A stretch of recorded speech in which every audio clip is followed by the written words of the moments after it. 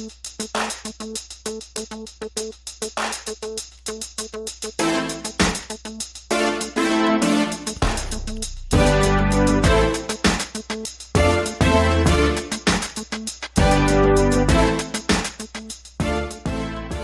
and welcome to the Black Entrepreneur Blueprint Show. I am your host, Jay Jones. Black Entrepreneur Blueprint was created specifically to educate and inspire Black entrepreneurs to launch, build, and grow successful businesses. Join us as we help build an economic power base in the Black community by promoting business ownership. If you are currently an entrepreneur or want to be an entrepreneur, we invite you to join us every week here at Black Entrepreneur Blueprint.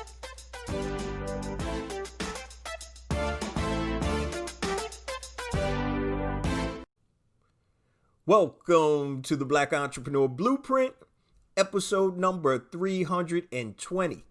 I'm your host, Jay Jones, and today we have another outstanding and informative show in store for you. Today we're going to be talking with super entrepreneur, 15-year-old Miss Michaela Ulmer, founder of Me and the Bees Lemonade. Now, if that name rings a bell to you, it may be because you've seen her on Shark Tank several years ago, where she gained an investment from shark Daymond and has grown her lemonade business to be in over 1,800 retail locations. So make sure you stay tuned for this amazing interview with Michaela Ulmer. Now, before we get to the show, I just want to share a few things with the BEB family. First and foremost, I want to welcome all first-time listeners to Black Entrepreneur Blueprint. Welcome to the BEB family. Please stick around until the end of today's broadcast, and I'm going to share all my social media contact information and my resource links, such as the link to my new book, A New Black Wall Street, Circulating the Black Dollar Worldwide by Building Successful E-Commerce Businesses, and also two of my platforms I've created to help circulate dollars in the Black community, BeSmartByBlack.com and HireBlackFreelancers.com. Also, this interview is on video, so feel free to go to the YouTube channel. Make sure you hit the like and subscribe button, and you can watch the interview live via YouTube, or you can go to the podcast. Now, let's get ready for the interview. Live with Miss Michaela Ulmer. She's the founder of Me and the Bees. Michaela, how are you doing this morning? I'm doing well. How are you? I'm great. So, Michaela, you have an amazing story. And what we want to do, we want to learn a little bit about you personally first, and then we're going to dive into your entrepreneurial journey. So tell us who Michaela Ulmer is, where you're from, and we'll start with that. Sure. So hello, everyone. My name is Michaela Ulmer. I'm from Austin, Texas, which is where I am currently. And I'm 15 years old, a junior in high school. I enjoy reading and gardening and rollerblading. And in my family, there's my mom, dad, younger brother Jacob, and older brother Khalil. All right. So Austin, Texas is a hotbed for technology and beer, I heard too, right? Yes, beer, music, live music, food, and right now Corona, but hopefully that'll go down a little bit. All right. So I just want to start off real quick about your business. Now, I know you have a lemonade business, and if people recognize the name, you might have seen her on Shark Tank. And we'll get to Shark Tank a little bit later. But tell us about your product, Me and the Bees Lemonade, and how that all started. So Me and the Bees is a company that I started here in Austin, Texas when I was 4 as a lemonade stand. And the mission was to help save the bees. And so now as it's grown, my passion is to encourage and teach entrepreneurship and show that it is possible to grow a company. And we've grown from being in one lemonade stand to being in one store to being in 1,800 stores. So it's been a really amazing journey of growing it along the way. Wow, that's an amazing story. So 4.5, right? So how did you come up with the formulation for your lemonade? I heard something about a Granny Helen in there somewhere. Yes, that is a big part of the story. If you read the bottle, we have all the whole story on here. But we started when I was 4. I signed up in Acton Children's Business Fair and Austin Lemonade Day, which are 2 like local business fairs where kids can come up with an idea and sell a product. And so over the summer, I had to figure out what I was going to create and what I was going to sell. And one thing that happened is I got stung by 2 bees in 1 week, Wow. which was not fun at all. And I became pretty terrified of them. And then the second thing was I got a cookbook from my great granny Helen. And it was really old and tattered. The front cover was falling off. It had ingredients like lard on it that I didn't even like know how to use in a recipe.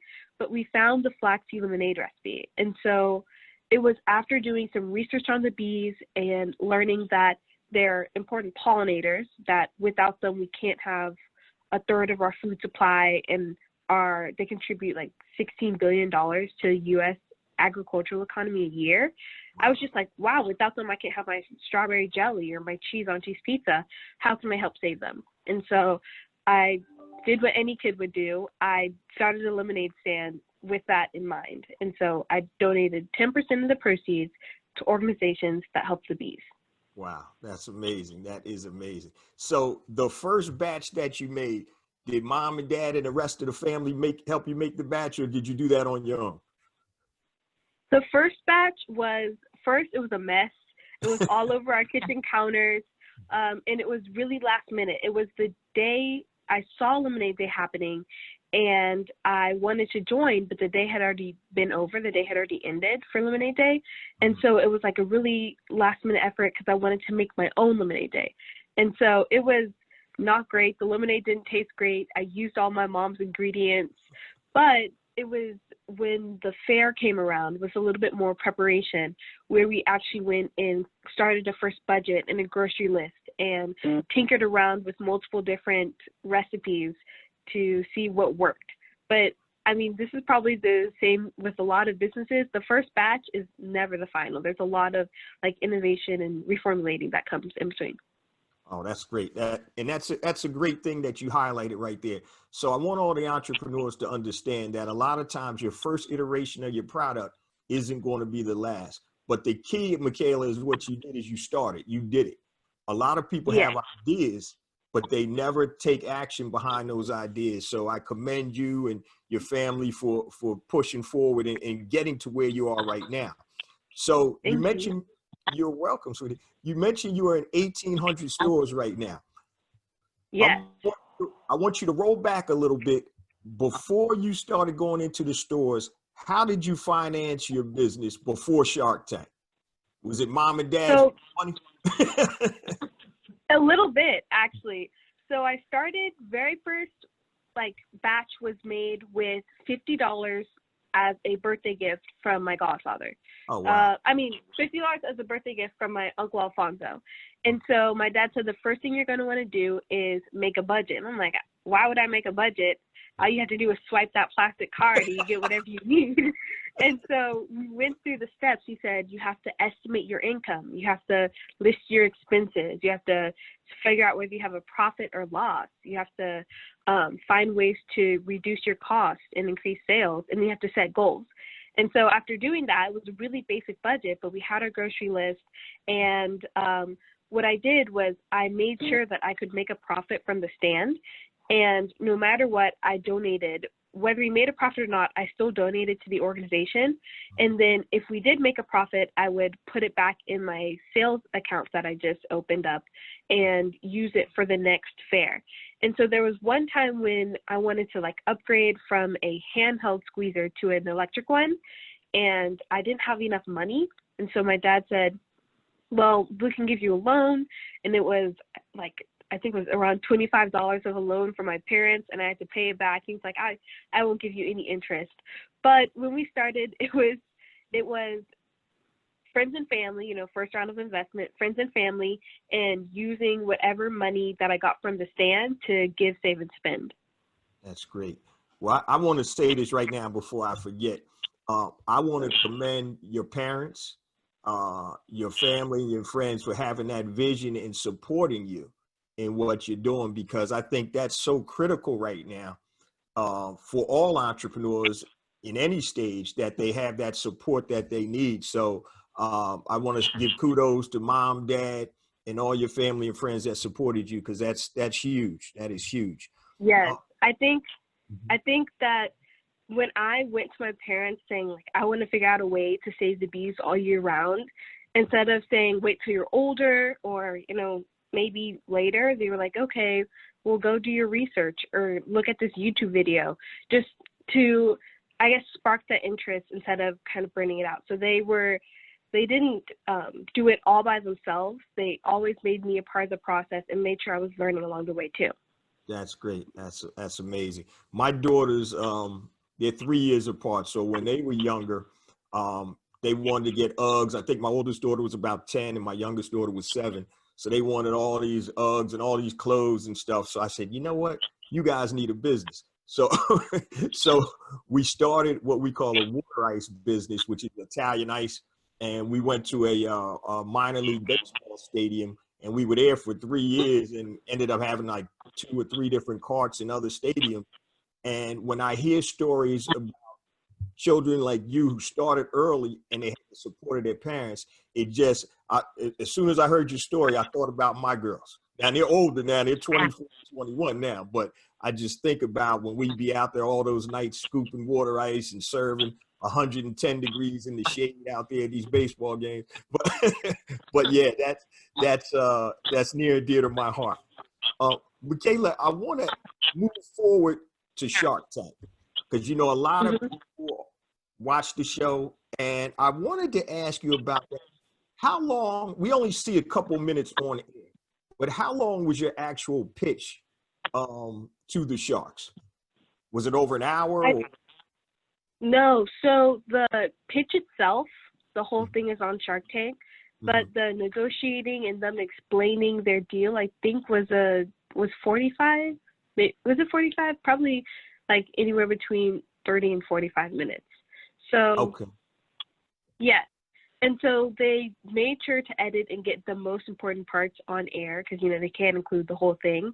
Right. But there was no like stop, pause, say that again. You just kind of ignored the cameras and it was just like pitching to investors. Gotcha. Okay. Now, were you able to mingle with the Sharks after the show? We mingled, like we met them beforehand, like shake of hands, and then they sat down in their chairs. But other than that, for after the show, I have met multiple Sharks at different conferences. And for example, I appeared on Good Morning America with Miss Barbara Cochran. Or we also met Mark Cuban at another conference. I think it was like the Giving Back Fund, but it was just, we've encountered them in multiple things. They're like, oh yeah, I remember your product. Good job. Cool. So Daymond was the Shark that invested in you, correct? Yes, he was. Okay, great. How involved was he once he started investing in you? Was he real hands-on, or how did that process work? Yes, he's invested in multiple companies, so he's very busy, but he makes time for answering questions, linking networks, and like opening opportunities, and he did that for us too. So I think it was like the very first year of Shark Tank, he actually came down to Austin and we had a meeting at one of the restaurants that sold the product. And so yes, and he's still involved today. So we still go to National Retail Federation conferences and still appear on different shows, but he still has that kind of mentorship. So whenever we have a question, if we can call him up and he'll answer for us. Or he'll be like, I'm on a call right now, but I will try to get back to you. Oh, cool. That's great. Because I know I was telling one of my friends that I was interviewing you, and he was like, ask some questions about how that really works on Shark Tank. So that's for my buddy that wanted to know, which is cool. Now, Mikaila, you said you're a junior in high school, or junior? All right. Junior.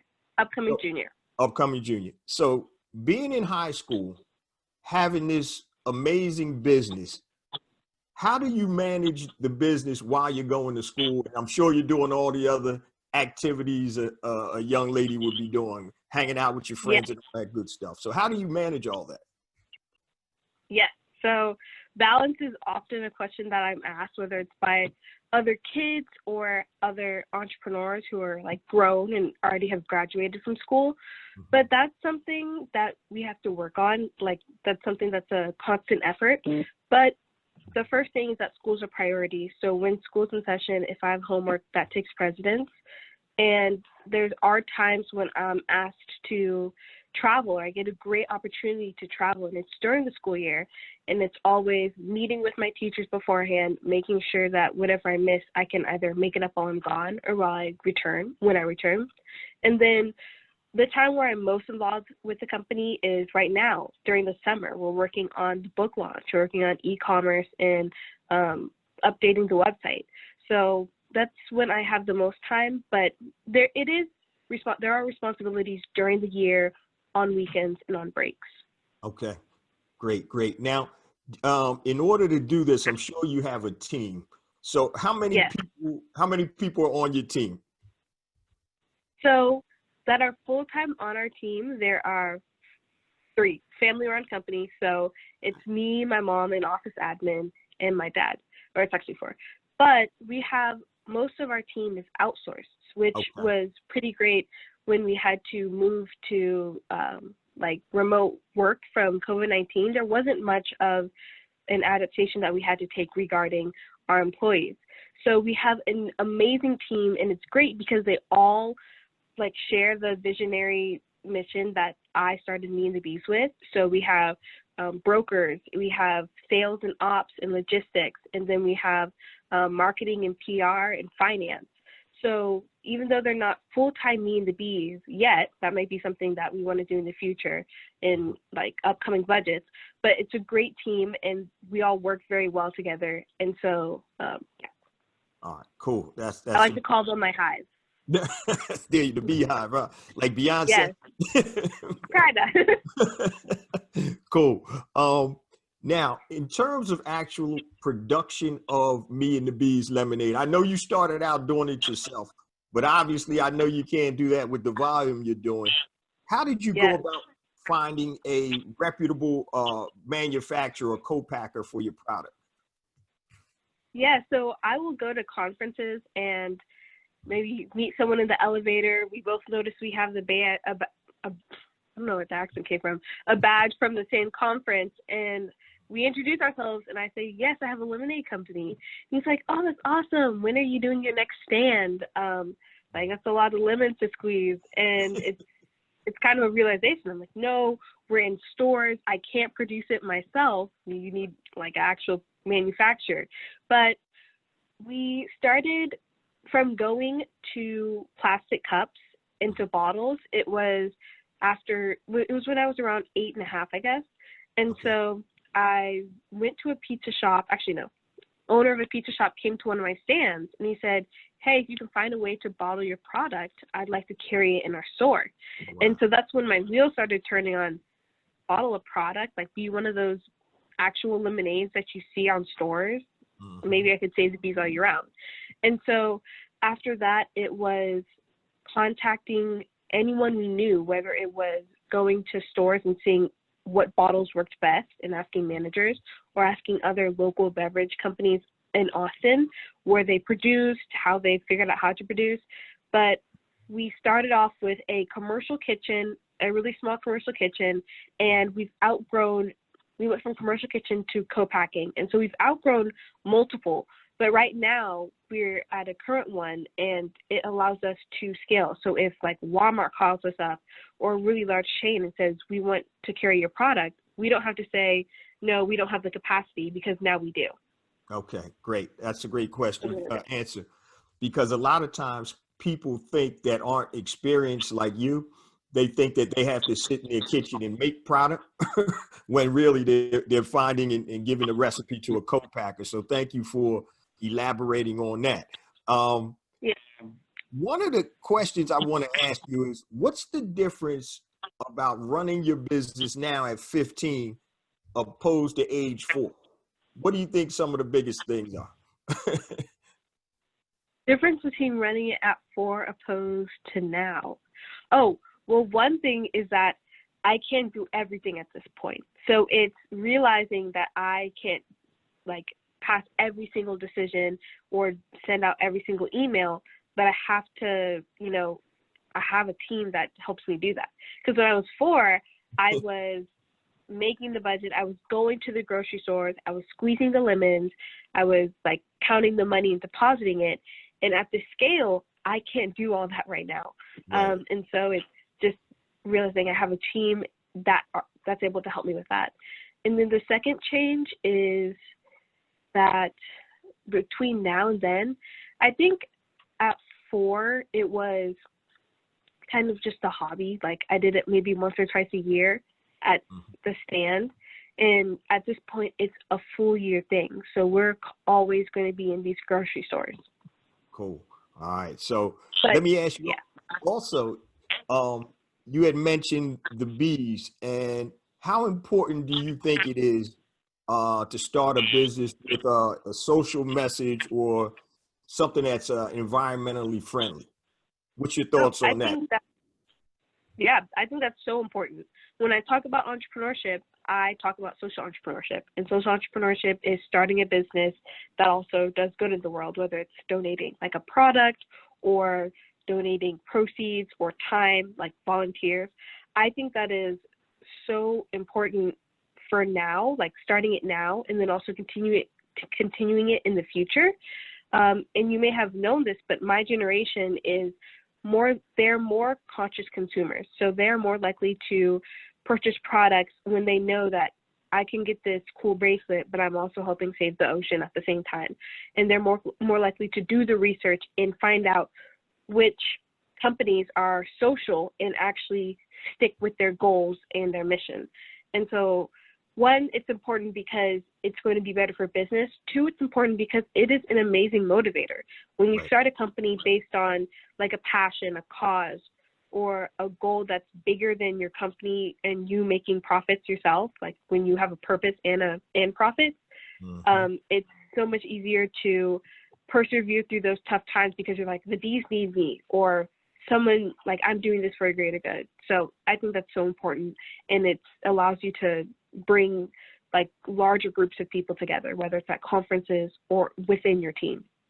No, that makes a whole lot of sense. So was that your initial concept right away once you incorporated the bees? So was that something that came later on? Can you repeat that? Yeah, I said, so when you started the business, was that your initial idea to make it socially aware or socially conscious or environmentally friendly? Or is that something that happened as you started getting into the business? That's why I started the business. The first stand, I wore a bee costume. That was my mom's idea for marketing, and I can send you a picture. But I wore a bee costume, and we called it Bee Sweet, although it's no longer Bee Sweet Lemonade. It's Me and the Bees. The first name was Bee Sweet, and we got Avery stickers, printed them out at home, put them on the plastic cups. But it was always like why I started. And even though I never like won any awards at the business fairs that I participated in, I kept continued doing it because I wanted to save the bees. And that's probably one of the reasons why I got into stores, was because I started doing workshops at like Whole Foods Market and churches and schools, and have kids plant bee-friendly flowers when I was around 8. And so the company gained notoriety, I guess, in Austin, and more people heard about it. Oh, that's great. That's an amazing story. And I like that bee costume. Mom is a great marketer. I can tell already. Yes, she had her own marketing firm, and she's the chief marketing team. There you go. That's what's up. Now, in terms of marketing, you had mentioned you're in 1,800 stores right now. How did you start to break into these national chains like Whole Foods and things of that nature? How did that come about? Okay, great question. So Whole Foods, actually, how did we get into Whole Foods? Whole Foods asked to carry our product for their Buzz Week.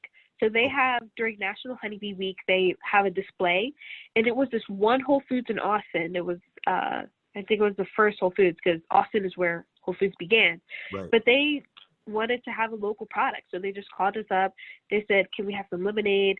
And we were happy to, because we already had it bottled, we had labels, and we were able to provide them with like the product. And so they ordered 4 cases, Oh, wow. 12 bottles each case. And we said, you're going to want a little bit more than that. It's going to sell pretty quickly. And they said, no, we don't want to be stuck with product. And Right. so they got their 4 cases. And then like half a week later, they came by and wanted 8. And it was that store, and it was flying off the shelves of that store. And then other awesome locations, all their awesome Whole Foods locations picked it up, along with local like wineries and restaurants. So we really did start locally and didn't reach national level. So in terms of like growing in width and depth, we started with growing in depth. But it was once we reached national television, so Shark Tank, when we started getting customers from all around the country saying, where can I buy the lemonade? Like, I really want to support you guys. And it was reaching out to like Wegmans and Gelson's, doing sales pitches, going to Expo West, which is a huge natural products expo, and pitching to any buyers that may have stopped by the booth. But that is originally how we started. It was kind of a coincidence that Whole Foods had heard of the product, or that the pizza guy said, if you can find a way to bottle it, we'll carry it in our store. Oh, that's amazing. That is amazing. And obviously with the product flying off the shelves, I assume Whole Foods started buying it for the other locations also. Yes. So they have things that are quarterly where they pitch new products. And so pretty much if one product is doing well in the store, they can recommend it to other stores. And so that's when multiple stores started like contacting us to see if they could order. And originally we had like this, foldable green cart that we delivered it in. But then we had to get a local Texas distributor, and then now we have a national distributor with UNFI and KeHE. And we also send it directly to the stores. I got a couple more questions. I'm not going to hold you much longer. Just a few more questions for you. Your product right now is going crazy. You're doing tremendous business. I was on your website, and I happened to look at that you're also selling beeswax lip balm. How long has that product been out? The beeswax, so my goal since starting Me and the Bees was to be the Hello Kitty of lemonade. So I wanted multiple products. I wanted skincare and clothing and everything else in between. And so the beeswax was 2 years ago. Okay. And we wanted beeswax because, of course, honeybees make beeswax. We could also donate 10% of the proceeds. And then it's also really great for your lips. And so we started with like a simple vanilla lip balm, and then we grew to having like blackberry and honey and coconut lime, which are all really great. And we get such great we get such great reviews from people who have tried the lip balm, and they're like, yeah, this is my go-to now. Oh, that's cool. That's cool. What any other products that you're looking to bring to the brand that you can talk about in the future? It kind of cut out a little bit. I heard any other products. Yeah. Do you have any other product ideas that you're going to bring to the brand in the future that you can talk about, or are they still in development right now? Other than new flavors, okay, not really. But I am always trying to brainstorm other ways to come up with new products. So right now we have 4 flavors: mint, which is the original, prickly pear, half and half iced tea and lemonade, ginger, and classic, which actually is the most recent flavor. Cool. But those are the 5 flavors that we have.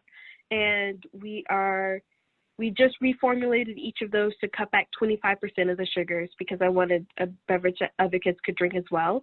And we're working on, improving our eCommerce, so being able to ship more bottles, because the flat rate of shipping is the same, but we really want to have customers like get more for their bottle lemonade. So improving eCommerce and more flavors of lemonade, and then possibly other products as well, like soaps. That could be fun. Definitely. That's great thinking ahead. As an entrepreneur for 10 years plus, which is kind of amazing in itself, because you're only 15 now? Yeah. What do you think kids and adults can learn from entrepreneurship? I think I'm going to answer the first question, but I also think it goes both ways. So I think there's a lot of things that kids and adults can learn from entrepreneurship, but there's some things that entrepreneurs can learn from kids. And so I'll start with what people can learn from entrepreneurship, which is problem solving. That's just one big thing, because there's always going to be things that come up with, there's always going to be problems and challenges that you encounter as an entrepreneur. For example, in 2016, after Shark Tank, there was a company that said, your name's too similar to ours. You can either keep it and pay a couple $1 million, or scratch all the products that have that name on it and change it all together. And so it was identifying whether it was worth it to pay like $450 an hour for a lawyer to fight the case, or figure out how we can change the brand and actually take advantage of it and use it to expand. So problem solving is one thing. And what can people learn about entrepreneurship is being resourceful. So Daymond has a book called The Power of Broke, and there's so many other books that explain like why you need a resilience plan and a resilience budget. But being resourceful, using what you have, because entrepreneurship, like success doesn't come overnight. There's a lot of work or late nights staying up of using what you have to make the best of it. And then for things that entrepreneurs can learn from kids, I always say dream like a kid. One is that you always have to stay curious. So for me, it was figuring out why the bees are dying, doing a little bit of research. So be curious. The second one is get messy. So just try things, whether it's, if it's a food product, go and, mix different ingredients. For me, it was like making a mess in the kitchen, but that's how we came up with such an amazing and delicious recipe. So be curious, get messy, and ask questions. I guess I would go with be curious. Cool. All right. Before we get into your new book, I just wanted to ask you, where do you see yourself and your business in 5 years? Yeah, so I will probably be in college, maybe studying business. I'm actually not sure, but possibly studying business or like political philosophy. I'm not sure what I want to do and study, but I'm going to be in college. The business, I would like to be national and a household name. So a product that everyone's heard of, and that's in wherever local store that they can visit. And I would like to make a measurable impact on the bees. So I started Healthy Hive, which is a nonprofit that saves the bees. And I would like that to be a national nonprofit as well. So we have headquarters in multiple cities. We're funding multiple research studies and convincing lots of campuses or schools to turn their land into bee-friendly land. Wow. All right. That's great.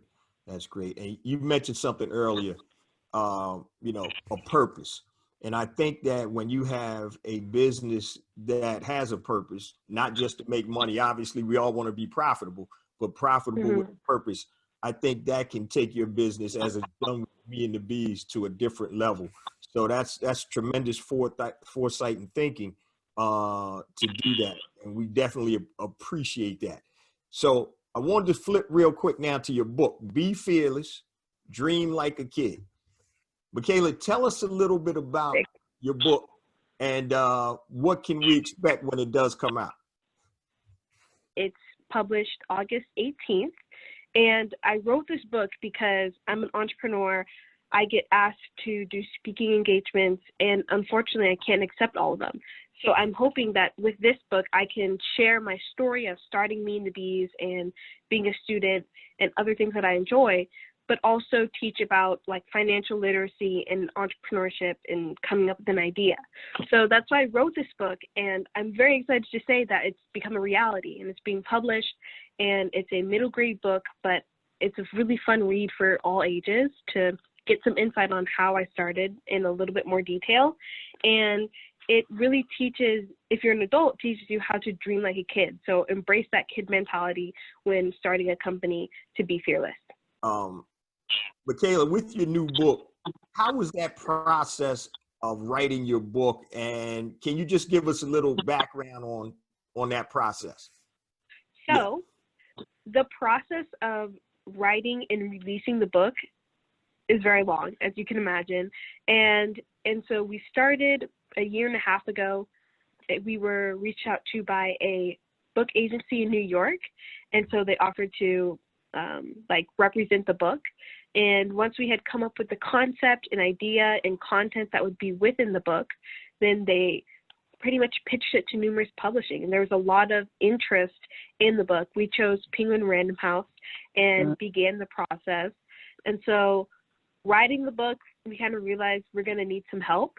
So we got some help through writing the book, and it was a round kind of a loop of releasing a chapter, editing it, and then releasing another one. And so we were able to tell the story in a linear way that also sprinkled in different business ideas, or I call them business ideas, and they're lessons that apply to each chapter of the book. Oh, cool. That is great. That's amazing. So I can't wait till the book comes out. Obviously, I'm going to get a copy of it. Yeah, I was going to ask you, show that cover again. Yeah. Okay, so this is the cover, and then right. I want to show you like an example of a business idea. That's a business idea. And the fun thing about this is that it's sprinkled with pictures. Here's my bee suit. It's sprinkled with pictures like of my first label and etc. So you really get to like grow my business with me, and then use what you've learned from reading this book to grow your own, or even just adapt your mentality in your own business. What is one piece of advice, or the most important piece of advice you would give to someone who's interested in starting a business? I don't think there is like a one most important thing, because Okay. there's so many different paths to entrepreneurship. So I think like some things that you should always remember is that you have to like learn from failures. Before I started Me and the Bees, I sold like wildflowers and Play-Doh. That was one business. It didn't go so well. And I sold friendship bracelets, but it just took too long to make, and I couldn't sell them for enough to like recompensate for that time. So it's continue trying and use like the process of trial and error to improve your concept and idea. And the next thing is to like ask for help, because you're always going to have help like at the hive. So, constantly reach out for mentors or people who may have more experience, and be open to learning. And lastly, it's not just the product you sell, but it's the story you tell. Powerful storytelling is so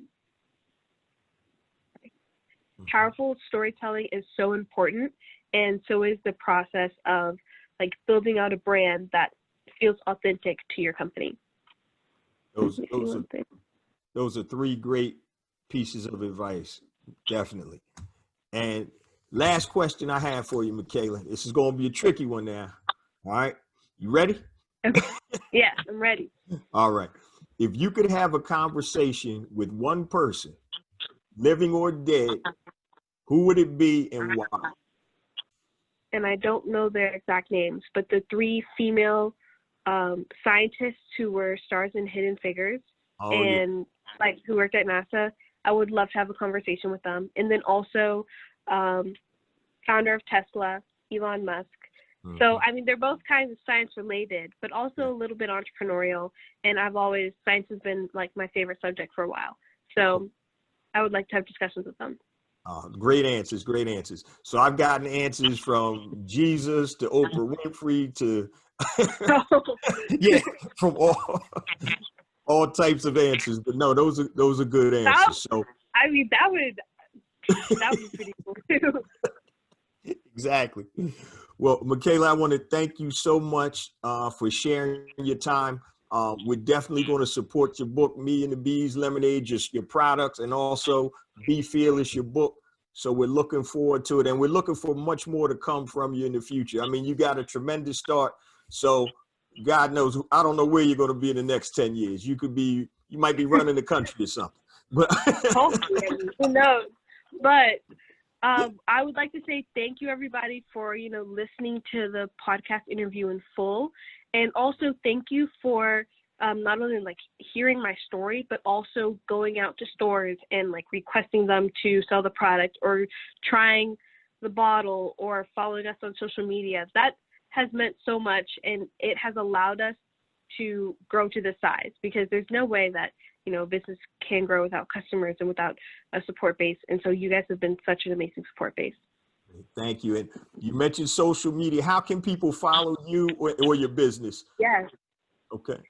So our social media is at Mikaila's Bees. So Mikailas BEES. And that's Okay. on anything from Insta to Twitter and Facebook. Okay, cool. I appreciate you so much, Michaela. I appreciate your time, and continue the great work.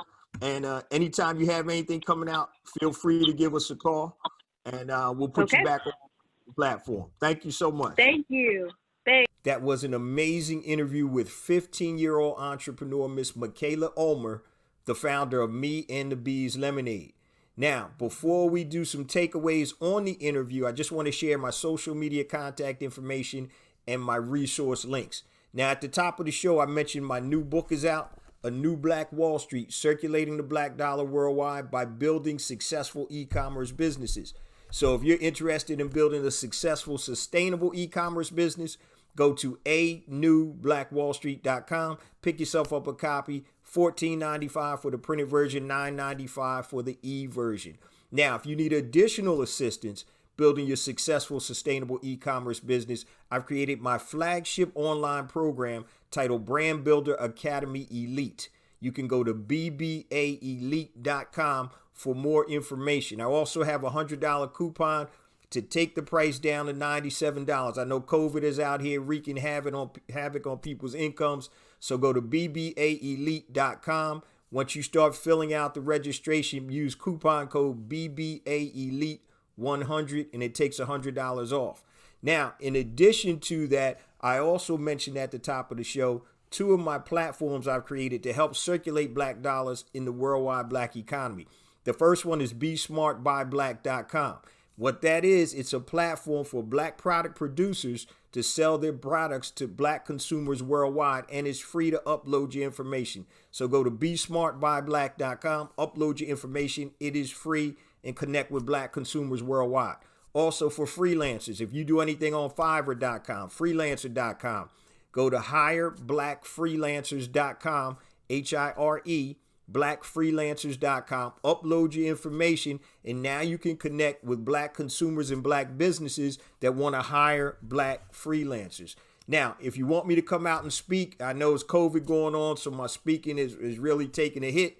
But once this thing breaks, just go to bookjjones.com, fill out the short form, and I'll get right back to you.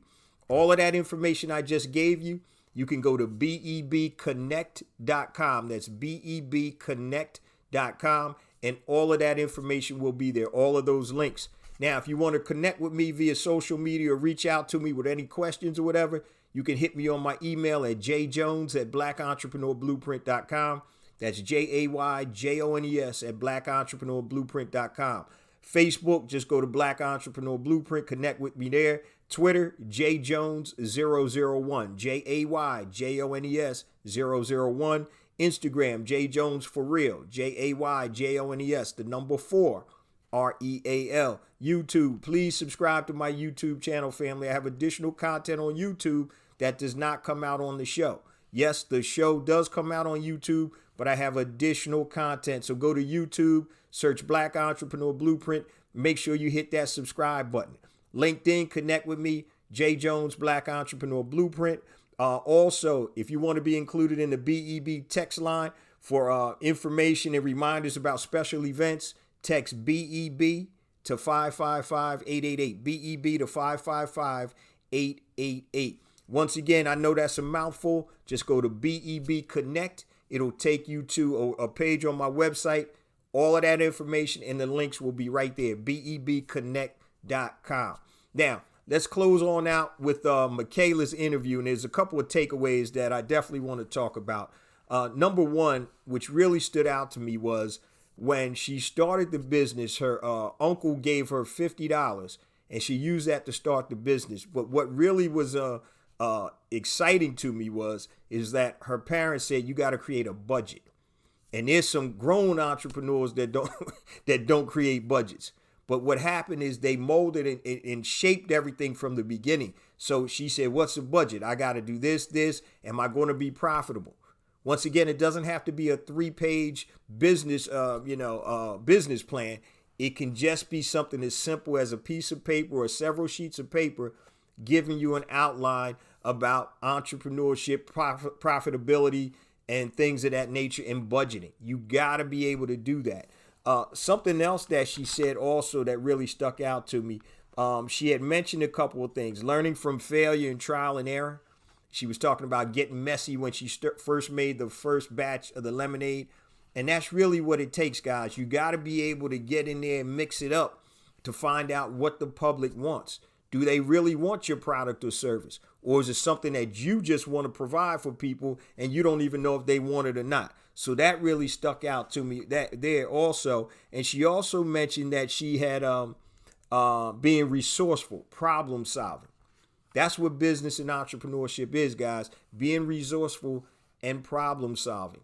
And one of the things that you see in Mikaila's story is that she started basically from a concept, put things out there to the universe, started making the lemonade by hand. Then it got big to the point where she couldn't do that anymore, and they had to create or work with a co-packer, and that's just a manufacturer that manufactures the product to your specifications.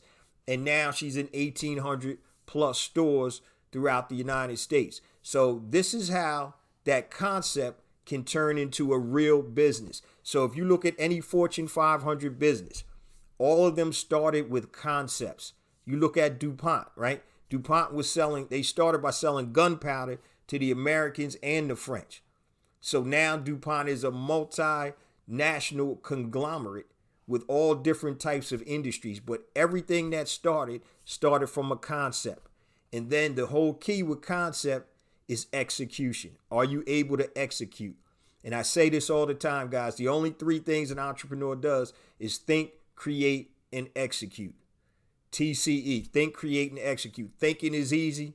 Creating is a little harder. The execution is the hardest. Think, create, and execute. And Mikaila and her team have been able to execute, with Daymond John coming in as an investor. I'm sure that opened a lot of doors. And with his experience as being a successful entrepreneur, you can't help but be successful with somebody like that behind you and over there, helping you out, guiding you through that whole process and opening doors for you that you may not have had being open before. But think, create, and execute. That's what an entrepreneur does. Now, we do this all the time, guys. Everybody we have on the platform, please support this young sister. She's out there doing it. She's doing things that people 50 years old aren't even doing. She's out there and she's actually doing business while still being 15 years old in high school. Okay, so there's really no excuse. If you want to do it, you'll find a way to get it done. So please make sure we all support Me and the Bees Lemonade, and also Be Fearless, Mikaila's new book, which you can find everywhere on Amazon and all your major bookstores. So please go out and support this young sister who's out there doing tremendous things right now. Also, I say this each and every week. We get more and more downloads. That's because of you, the BEB family. Please continue to spread the word about the podcast and the blog. And I always say it's more than that, guys. It's a movement. It's about building an economic power base in the Black economy.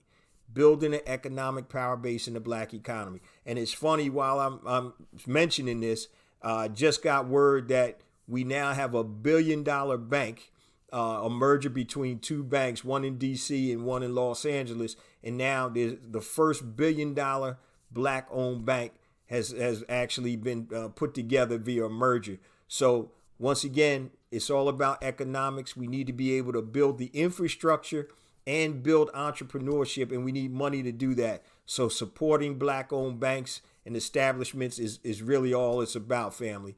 You know what I mean? Be smart, buy Black. It's a conscious decision. Love you guys. See you same time next week. Peace.